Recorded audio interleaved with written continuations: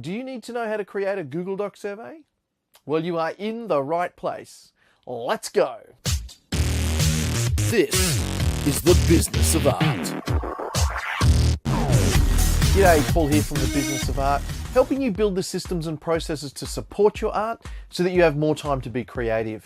Now, I do that by sharing interviews, reviews, tips on marketing, mindset, business and leadership, as well as my own experiences building out my creative business. So if that sounds like something that you're interested in, please hit that subscribe button and tap that bell notification so that you can be informed when more videos are released. Today we are creating a Google Doc survey. That's part of the Google Docs package in the Google Drive. This is actually the second video in a series of videos that I'm doing explaining the framework that I've used to sell my personalized Shakespearean sonnets online. So if you haven't seen the first video, I'll link that up in the show card so that you can pop back and have a look at that. That basically explains the overview of all the components, and then I'm making all of these individual videos breaking down each component in more detail. So let's head to the computer and get started. Okay, so we are here at the Google homepage. Now, I, of course, am assuming again that you have a Google Drive account already. If you don't, in the top right-hand corner here where you see my channel icon, you will see a button that says sign up. So you can click that button, go through the process of signing up for a Google account. You don't need to create a Gmail account. You can create a Google account using an existing email address. So feel free to go ahead and do that if you haven't already. And then meet us back here at the homepage. So from here on the homepage, what we're going to do is we're going to go into this app here, this Google Apps grid, and we're going to click Google Drive, and that is going to take us to our Google Drive folders.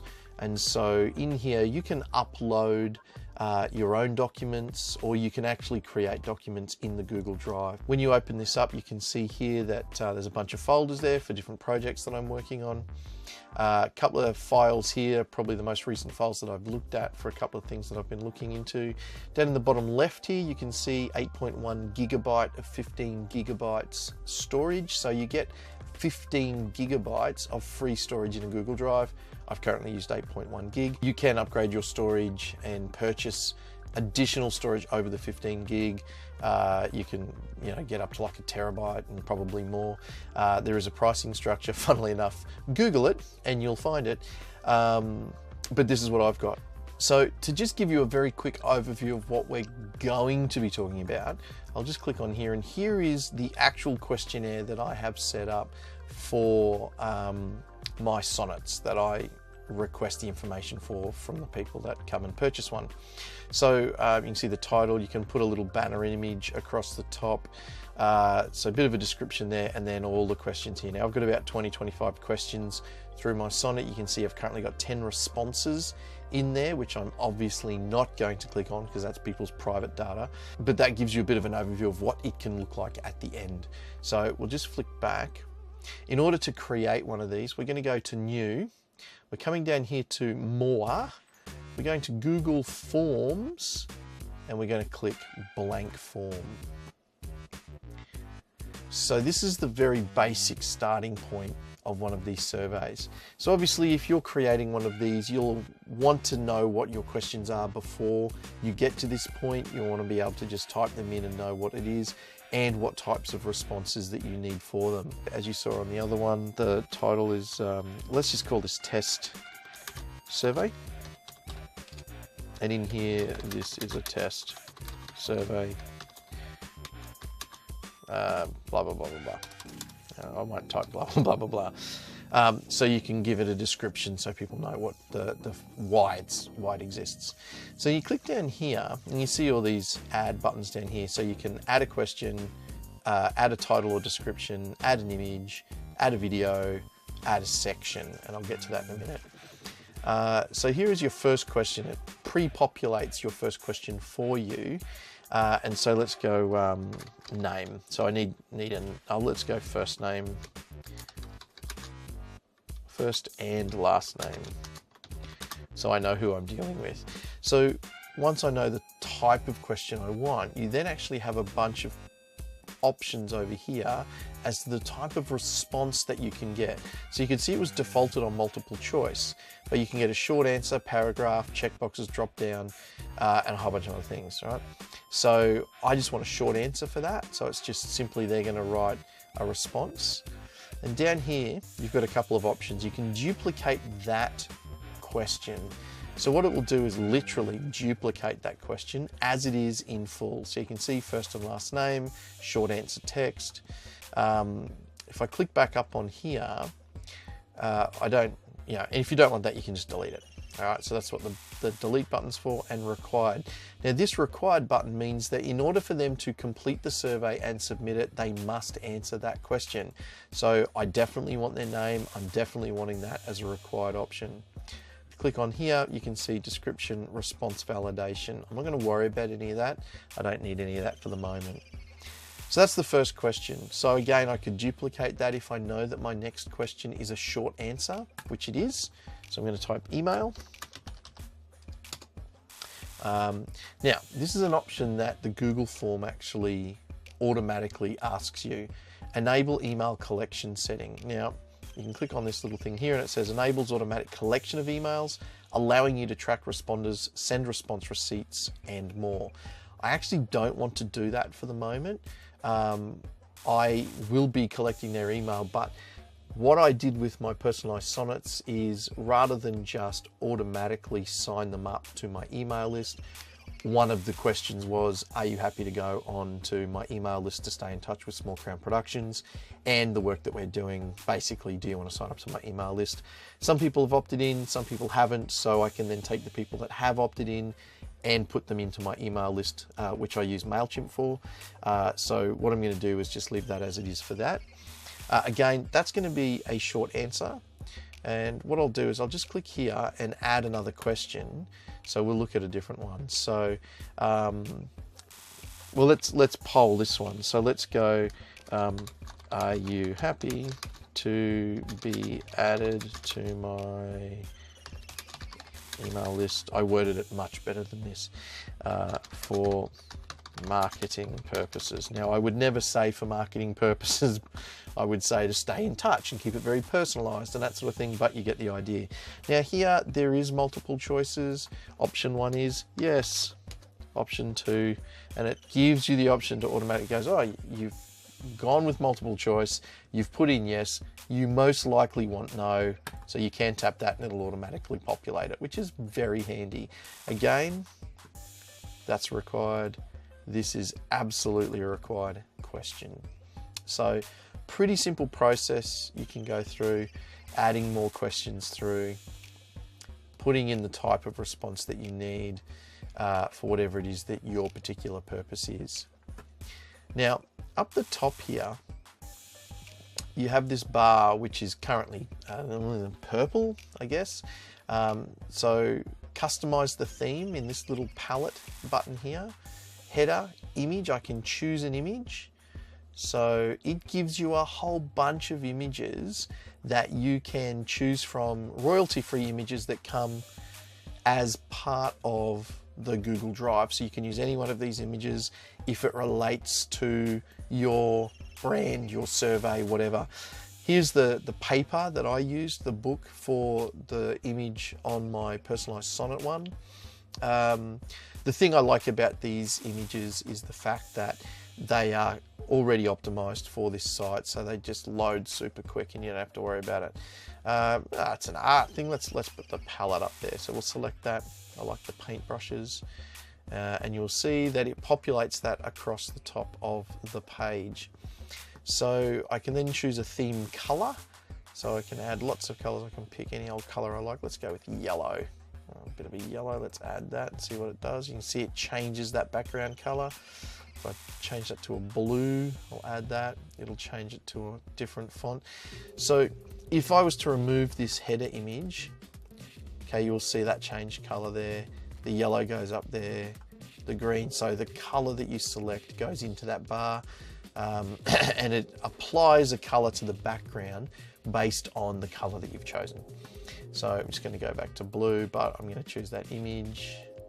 We'll go back Let's go with the paint brushes. Oh, actually, I like that painted hand and face. That's kind of cool. Let's do that. Something a bit different.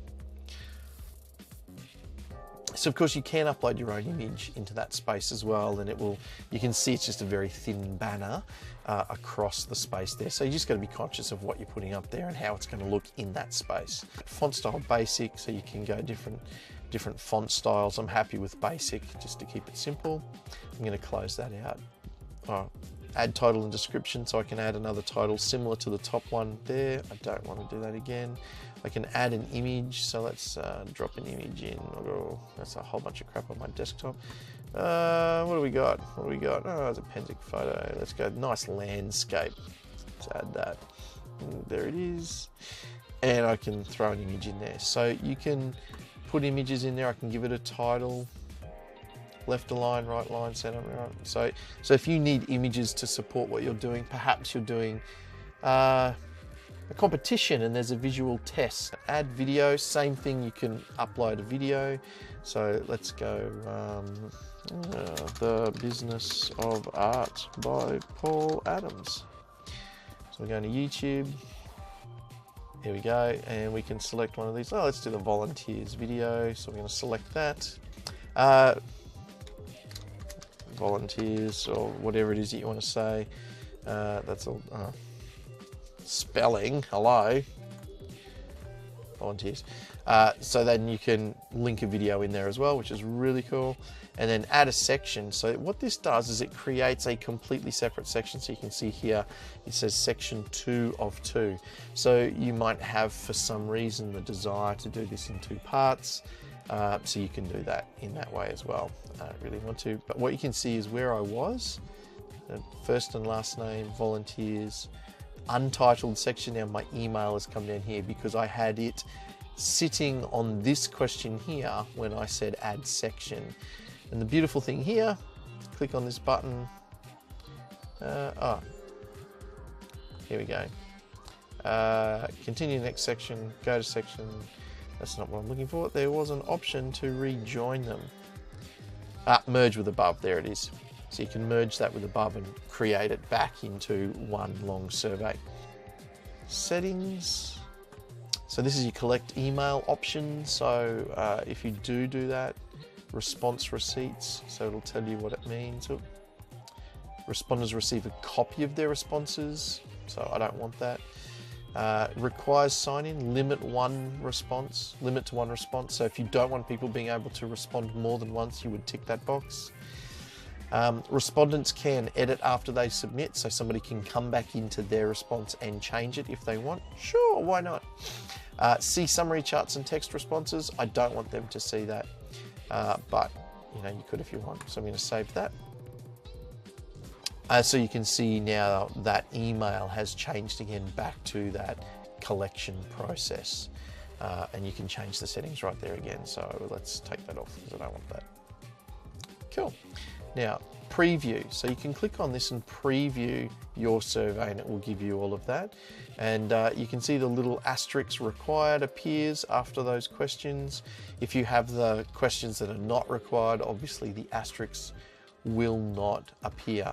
So then I can type this in, go Paul, just go email@email.com. Am I happy to be added to my email list? Of course! Oh, option 1, that was a pre-populated option that I forgot to delete, so that's a good thing to preview. I'm going to submit that. So now you come back to this page and you can see responses 1. So I've received 1 response in my survey. If I click on that responses tab, it will show me the summary of all of that. And I can go then to individual responses. So if I had more than 1 response, in fact, let's go back to our preview up there. Let's put in my name. Flick back over here. Now I have 2 responses. And so what you see here is a summary. You can see Paul and my name. You can see all of the emails that have been entered. And it gives you a pie chart of the number of responses for that particular one, which is great. Then you can actually tap this individual button and it will show you each individual response, and you just tab through them here So from one response to the other, so you can go through. So when you saw mine with the 10 responses, that there has 1 to 10, and you can just individually tab through those. And then of course, once I've dealt with a customer and I know I'm no longer going to require that information, I have promised my customers that I'm going to delete that information. So that's why there's only 10 in there, because delete response. Are you sure you want to delete this response? Yes, I am. I've already dealt with that. It's confirmed. Done. And now I've got 1 response left. Now, the beautiful thing about this is that if we go back into that test survey, you can see here at the top, there is no option to look at responses. So each individual person that comes here sees this survey. They do not see the option for the responses. They only get to see the survey itself. So pretty straightforward, but something to cover off there. Now, once you've got your survey complete, you need to be able to share it with people, and that is what your send button up here does. Send via email, link, or embed code, which is that one there. So we're going to send a link, and you can shorten the URL, which is awesome. So then you can just copy and paste that and send it to email respondents, put it on Facebook, put it on Instagram, in your profile, whatever it is. That's the link that you can use to share. People can come in then, fill in your survey, and that's it. So then you, as the creator of the survey, can come in, see the responses, go through the responses, and this here is where you can control this data. Oh, damn it. Sorry. Go back there. So get email notifications for new responses. I do like that. So I click yes, because it's good to know. Select response destination. So I can do that. Create a new spreadsheet, select existing spreadsheet. So you can send data into another document. Download the responses as a CSV, so that will download it basically into an Excel style form. You can print them or you can delete them. So a few options there. That's it. Thanks very much for watching. If you found this video useful, please let me know by leaving a like or a comment down below. But the chances are, if you found this video useful, you probably know somebody else who would also find it useful. So please make sure they have the opportunity to see it. Share it with them, tag them in the comments below, whatever you've got to do to pay it forward and help them out as well. That's it. Thanks very much for watching. See you next time.